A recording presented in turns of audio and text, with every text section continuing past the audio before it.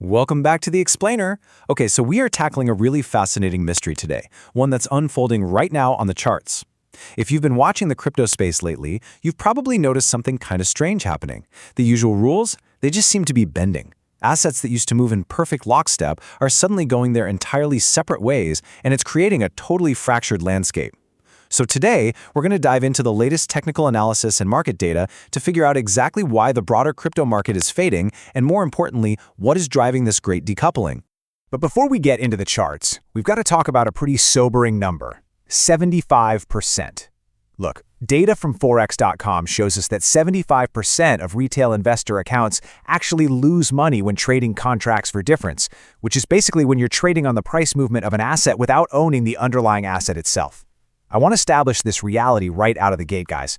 We're going to be looking at some heavy technical analysis today, but all the chart reading in the world doesn't replace strict risk management. These markets are highly leveraged, they're super volatile, so always make sure you completely understand the instruments you're trading and literally never risk more than you can afford to lose, right? Grounding ourselves in that reality is step one. So, keeping that crucial reality check in mind, the overarching theme of today's explainer is summed up perfectly by market analyst Julian Pineda. He recently noted the emergence of a new phase of weakness and indecision across the crypto ecosystem. We're not looking at a massive, apocalyptic market crash, but we aren't seeing a euphoric rally either. Instead, we're seeing something that's honestly almost more dangerous for day-to-day traders: eroding demand momentum. The buying pressure that we saw in previous weeks is just fading away. To help us make sense of all this indecision, here's our game plan for today. First, we'll look at the fading crypto bull momentum. Second, we're going to examine the stark divergence between Bitcoin and weak altcoins. Third, we'll dig into the hard data behind this great crypto decoupling. Then, we'll map out Bitcoin's specific technical levels. And finally, we'll wrap up by looking at why Ripple is currently stuck completely in neutral. All right, let's jump into point number one: fading crypto bull momentum. We're seeing the broader market basically shift right into neutral. Looking at the macro view for late April, it's pretty much defined by broad-based bearish corrections. Most major cryptocurrencies are just failing to string together any consistent weekly gains. It's your classic scenario where indecision has completely taken the wheel.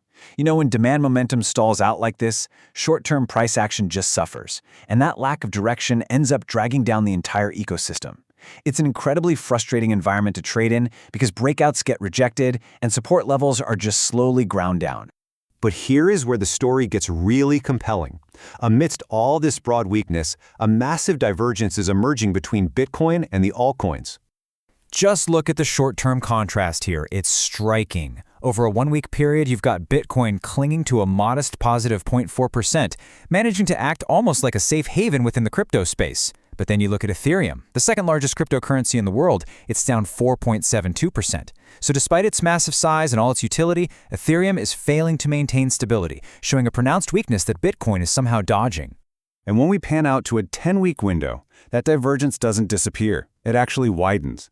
In the medium term, Bitcoin really stands out as this remarkably stable asset, sitting on a positive 12.83% gain. But compare that to Cardano for the exact same 10-week period. It's sitting at a negative 7.94% decline. The rest of the altcoin market is literally decaying, while Bitcoin stubbornly holds its ground. Zooming out even further to the year-to-date performance reveals a dominant long-term bearish bias across the board, sure, but the performance gap remains absolutely staggering. Bitcoin is down 11.35% since its yearly open, which shows relative stability when you compare it to the absolute brutal decline we're seeing in assets like Solana, which has been hammered down a massive 30.66%. The little recoveries we saw earlier in the year, they just haven't been enough to offset these long-term altcoin losses. Which brings us to the core of what's happening in the market today: the great crypto decoupling.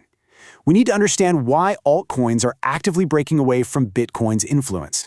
To really grasp this, we've got to talk about the correlation coefficient. Simply put, this is a metric that tells us how closely one asset's price movements mirror another's. In crypto, a high correlation coefficient, meaning a number closer to 1, means an altcoin follows Bitcoin's every single move. Bitcoin goes up, the altcoin goes up. Bitcoin drops, it drops. But when that number starts falling, it means the altcoin is actively ignoring Bitcoin's price action and just doing its own thing.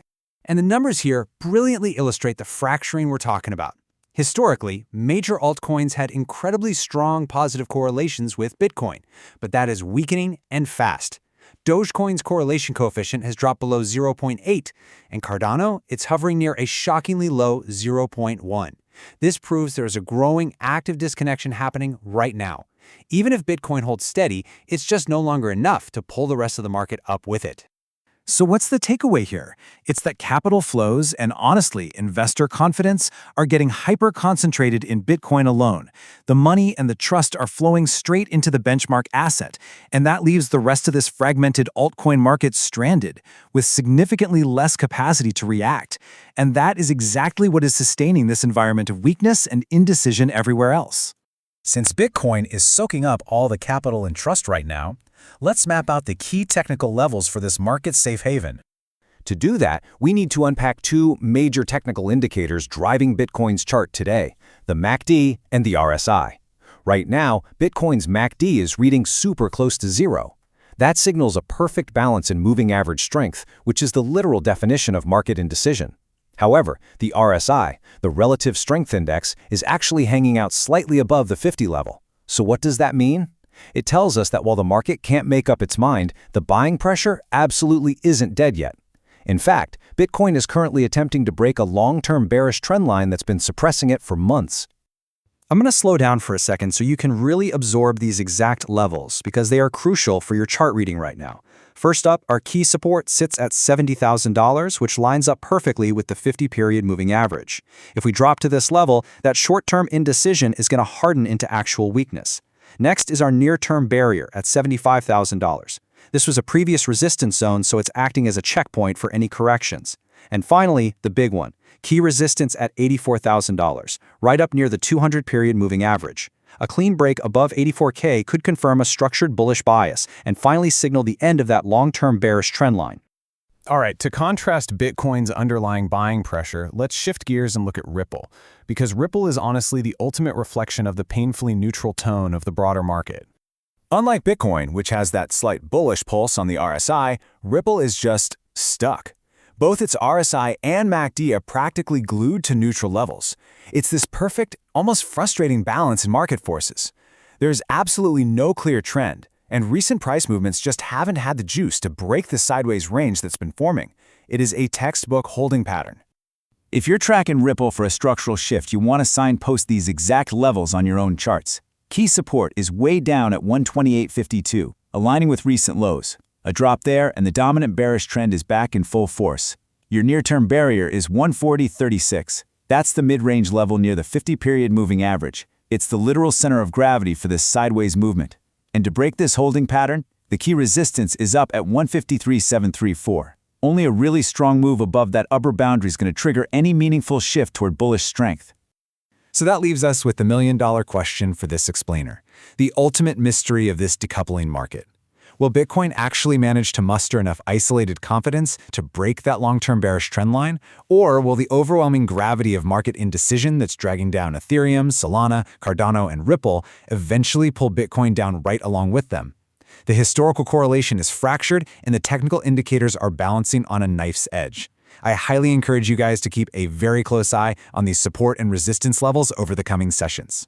The market might feel quiet right now, but in crypto, indecision never lasts forever. Thanks so much for joining me for this explainer, and as always, keep learning. Thank you for watching this video. Please subscribe this channel.